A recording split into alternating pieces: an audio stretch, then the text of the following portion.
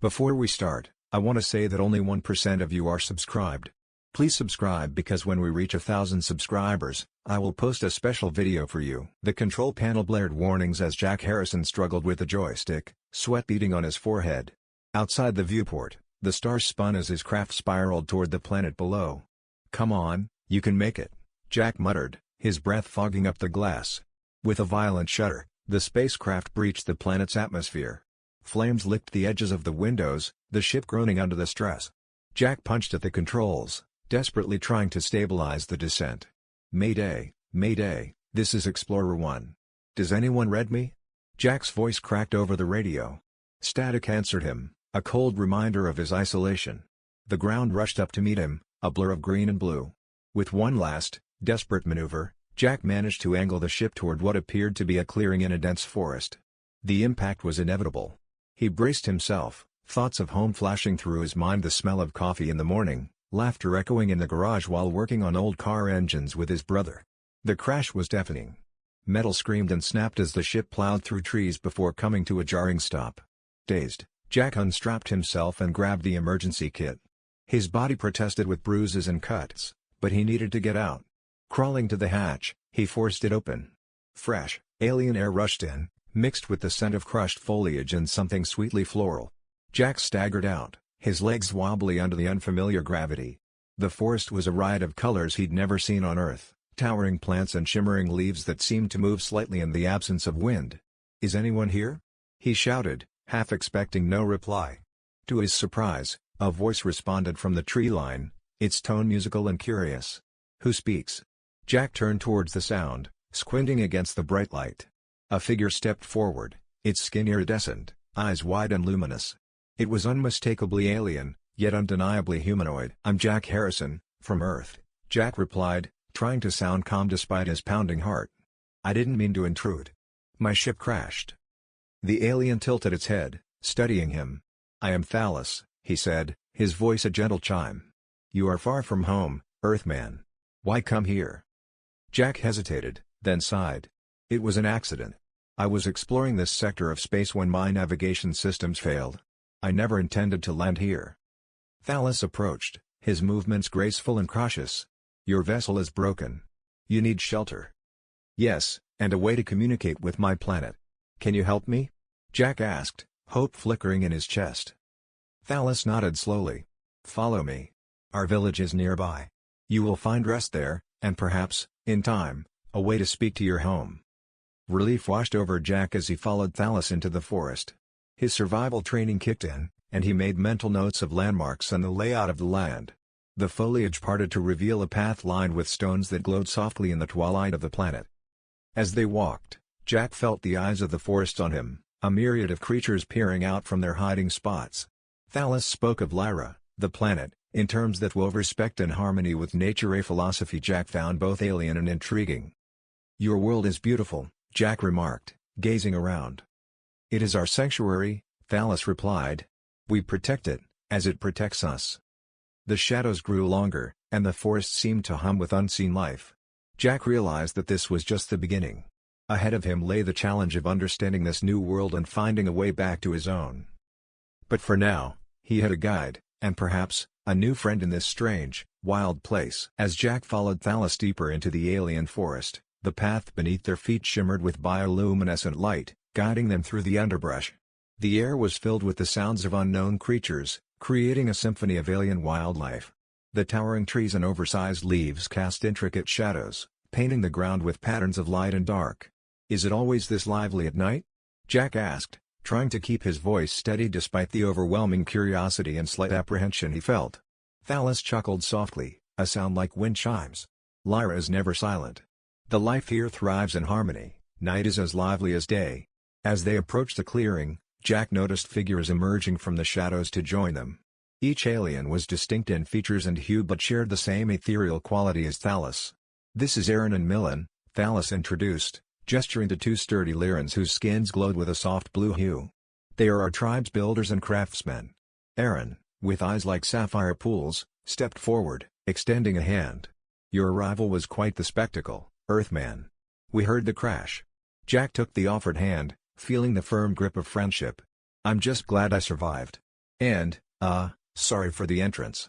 Didn't mean to cause a scene." Millen laughed, his voice deeper than Thalas's. "It's rare we get visitors from beyond our skies." "You are welcome, Jack. Thalas says you need help?" "Yes, I need to repair my communication equipment or build a new one. I can't contact my home without it," Jack explained, his mind racing with technical requirements and possibilities. "We have skilled artisans," Thalas said. "They work with materials that are strong and conductive. Perhaps they can aid you." Gratitude washed over Jack. "I'd appreciate any help I can get." The group led Jack to their village, a series of structures that seemed to grow out of the ground itself, molded from the earth and intertwined with living plants. The village was alive with activity, despite the late hour, lit by glowing stones and lanterns hanging from the trees. As they entered the village square, another figure approached them. He was taller than the others, with a stern but kind expression. "This is our leader, Kylam," Thalas introduced. "He governs our people with wisdom and grace."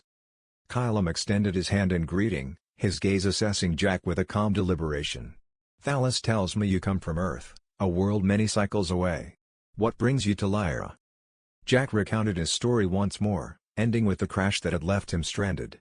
Kylam listened intently, nodding occasionally. "We will assist you, Jack," Kylam decided. "Our people value hospitality, and your unexpected journey here should not end in misfortune." "Thank you, Kylam. I'm in your debt," Jack responded, relieved by the leader's words. Kylam smiled. "Let us show you our ways. Tomorrow, you will work with Aaron and Millen. They will teach you how we use the resources of Lyra to build and create." "That sounds perfect. I'm eager to learn," Jack said, his spirit lifted by the prospect of active collaboration. That night, Jack was given a place to rest in one of the organic homes. The structure was surprisingly comfortable, molded to fit the human form perfectly. As he lay down, the reality of his situation settled in. He was light years from home, surrounded by an alien culture, yet he felt a strange sense of belonging. The Lyrans had welcomed him with open arms, ready to share their knowledge and resources. In return, he hoped to share a bit of Earth with them, fostering an exchange of ideas and friendship that transcended the stars. The morning light filtered through the dense canopy, casting a golden glow over the village as Jack made his way to the communal workspace. He was greeted by the smiling faces of Aaron and Millen, who were already surrounded by an array of tools and materials unfamiliar to Jack. "Good morning, Jack," Millen boomed, waving him over. "Ready to dive into some Lyran craftsmanship?" Jack chuckled, energized by the prospect. "Absolutely. What's on the agenda?" Aaron laid out several metallic and crystalline components on the workbench. "First, we'll show you the basics of our technology. Understanding our materials is key." The first few hours were spent learning about the unique properties of Lyran materials. Aaron demonstrated how to manipulate a flexible, silver-like metal that conducted energy efficiently. Millen introduced Jack to a transparent crystal that could amplify light and signals. "This is incredible," Jack marveled, examining a crystal closely. "On Earth, we use similar materials for communications tech. Maybe we can integrate this to repair my equipment." "That's the spirit," Aaron said with a nod. "Let's try melding your Earth knowledge with our Lyran techniques."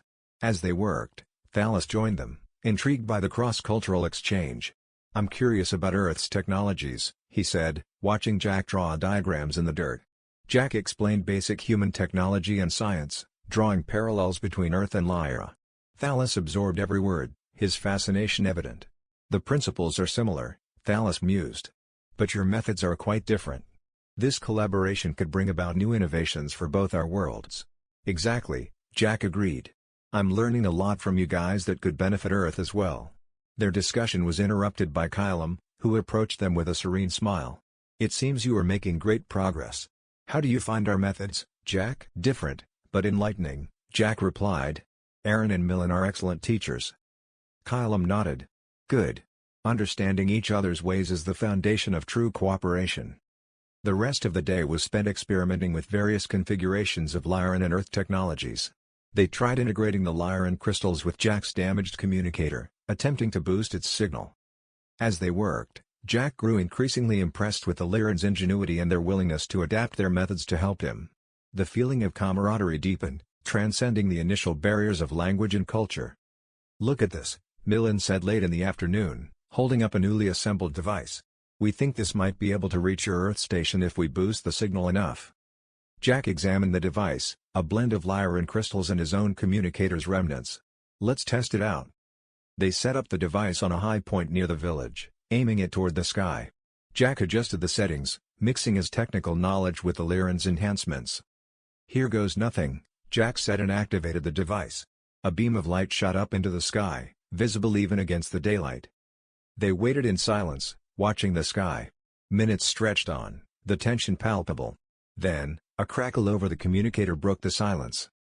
Explorer 1, this is Earth Control, do you read? Jack's heart leapt. Loud and clear. This is Jack Harrison on Lyra. I'm here with some new friends.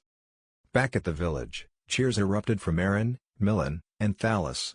The success of their joint effort was a testament to their newfound friendship and mutual respect. That's one small step for a man, one giant leap for interstellar cooperation, Jack joked, borrowing the famous Earth phrase. The group laughed, their joy echoing through the trees. As the sun set, they returned to the village, discussing plans for further experiments and cultural exchanges. Jack felt a profound sense of accomplishment and optimism about his future, both on Lyra and eventually, when he returned home, with stories and knowledge that would bridge two worlds. The evening after their successful communication test, the village hosted a celebration. The air was filled with the aroma of exotic Lyran dishes, and luminous decorations hung from the trees, casting a soft glow over the gathering. Jack walked with Thalos, taking in the vibrant atmosphere. It's like a whole other world at night, Jack commented, watching a group of Lyrans engaged in a dance that seemed to echo the natural rhythms of their environment. Thalos nodded, a smile playing at his lips. Lyra comes alive in unique ways. It's our connection to the planet. Tonight, we celebrate not just your message to Earth, but the unity it represents. As they mingled, Elena, whom Jack had met briefly during his first days, approached them. Her grace was accentuated by the ethereal quality of her movement, and her eyes shimmered with a curious light as she greeted them. Jack, Thalos tells me your test was a success. Congratulations are in order, Elena said, her voice melodious, inviting a deeper conversation. Thank you, Elena. It's all thanks to your people's help, Jack replied, feeling a warmth in his chest at her presence. Perhaps you would like to learn some of our dances tonight? Elena suggested, her hand extended in invitation. It's a way we share joy and communicate beyond words. Jack chuckled, feeling a bit self-conscious but intrigued. I'm not much of a dancer, but I guess there's a first time for everything. Elena led him gently into the dance circle. The music was unlike anything Jack had ever heard, a complex layering of harmonics that resonated deeply. Elena's movements were intuitive, mirroring the fluid lines and patterns of the natural world. Jack did his best to follow, and soon found himself laughing, more at ease. As the dance ended, they walked to the edge of the gathering, where the noise faded to a gentle hum. The twin moons of Lyra cast a soothing light over the forest, and Jack felt a sense of peace. Your world is beautiful, Elena. In ways, it's not that different from Earth, Jack shared, gazing at the stars peeking through the tree canopy. Elena turned to him, her expression thoughtful. And yet, here you are, far from your home, finding new connections. Does it not surprise you? It does, Jack admitted. When I crashed here, I never imagined I'd find such harmony. Not just in your technology or dances, but with someone like you. Elena smiled, stepping closer. Lyra has a way of opening us to unexpected paths. You've shown us much about humanity. Your resilience, curiosity, and openness are not so alien to us. Jack felt his heart beat faster, drawn to Elena's luminous gaze. And you've shown me that love can be more profound than words or even worlds apart. Elena reached out, her hand brushing against Jack's. Her touch was electric, sparking a connection that felt destined. Let Lyra teach you another language, our way of expressing care and affection. Their conversation deepened into the night, sharing stories of their respective worlds. As the festival noise dwindled, Elena leaned in, her lips meeting Jack's in a gentle, explorative kiss. It was a kiss that spoke of new beginnings and mutual curiosity, transcending the vastness of space that separated their origins. Jack was enveloped by the moment, his senses ignited by the touch of her skin, soft and radiant under the starlight. Their embrace was a natural culmination of the evening, a promise of understanding and exploration between two beings from different worlds. As they parted, the smile they shared was full of possibilities. Jack knew that whatever the future held, his time on Lyra would be defined by this unexpected and profound connection. The night ended not with a sense of conclusion, but an opening chapter to something deeper, a relationship founded on the unique blending of two very different lives. The morning after the festival, Jack awoke with a sense of clarity and purpose. He met Thalos outside his dwelling, where the early light filtered through the high canopy, creating a mosaic of light on the ground. "Good morning, Jack. You seem different today," Thalos observed, a knowing smile on his face. Jack grinned, feeling a new connection to the world around him. "I think I'm starting to understand your way of life here. And maybe a bit more about myself too." Thalos clapped him on the shoulder. "Come, then. Today we join Aaron and Millen at the forge. They're eager to show you more of our crafting skills." As they walked towards the forge, Jack's mind replayed the previous night's events.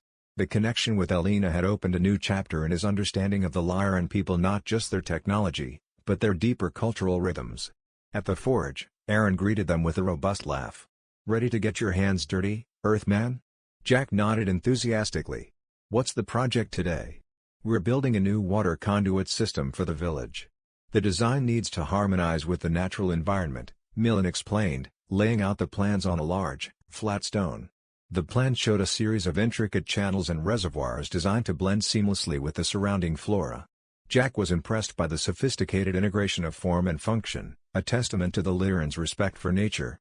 "Let's get started," Aaron said, leading Jack to a pile of materials that shimmered subtly in the morning light. The work was physically demanding but fulfilling. Jack learned to manipulate the flexible metals and weave the fibrous plants into durable structures.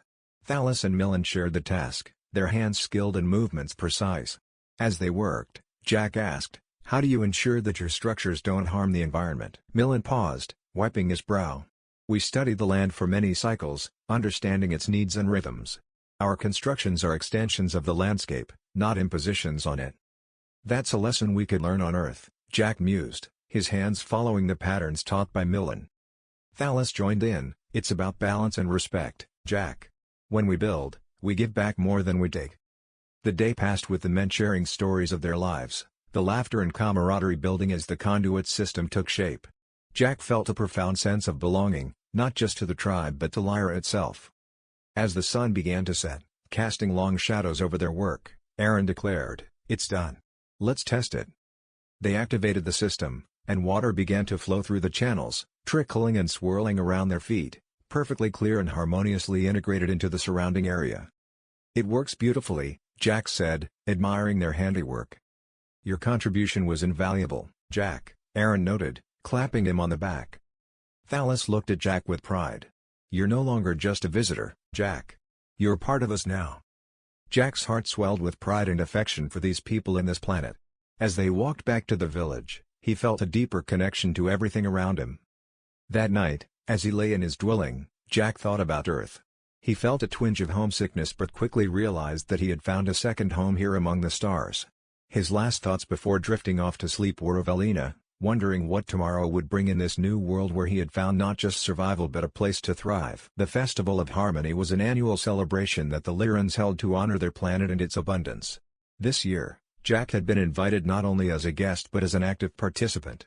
The preparations for the festival were a community effort, and Jack was eager to contribute. As the day of the festival approached, Jack joined Thalos and Millen in the central square, where other villagers were already busy with the setup. "Jack, you're just in time," Thalos greeted him with a broad smile. "Today, we make the Harmony banners. They symbolize the unity of our people with nature." Jack nodded, picking up a piece of fabric. "What do I need to do?" Millen handed him a brush dipped in vibrant, naturally derived dyes. "Let your heart guide your hand. Paint what harmony means to you." Jack paused, considering the assignment. As he began to paint, he let his experiences over the past months flow onto the fabric, blending blues and greens to represent the forests and rivers of Lyra, intertwined with symbols of Earth to signify his journey and new bonds. Thalos watched, nodding appreciatively. "You bring a new perspective to our traditions, Jack." As they worked, other villagers joined in, adding their own designs to the banners. The sense of community was palpable, and Jack felt deeply connected to everyone there. Later, Aaron approached with a stack of thin, metallic tubes. "Now for the harmony chimes. They will ring during the festival, carrying our intentions to the winds." Jack took a tube, curious. "How do we make these?" "With precision and care," Aaron explained, showing Jack how to cut and tune the tubes so they produced a clear, melodic sound when struck.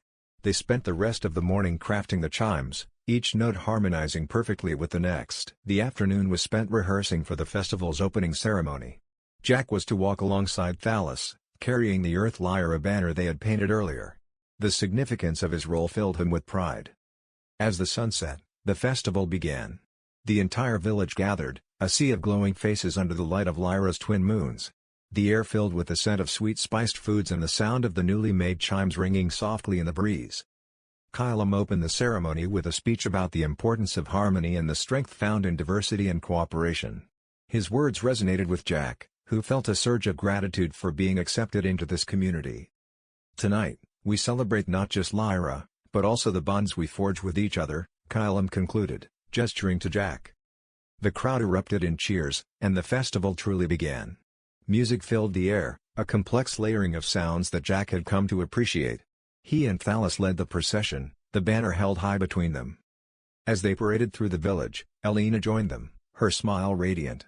She took Jack's hand, squeezing it gently, a silent message of affection and unity. The night progressed with dancing, singing, and sharing stories.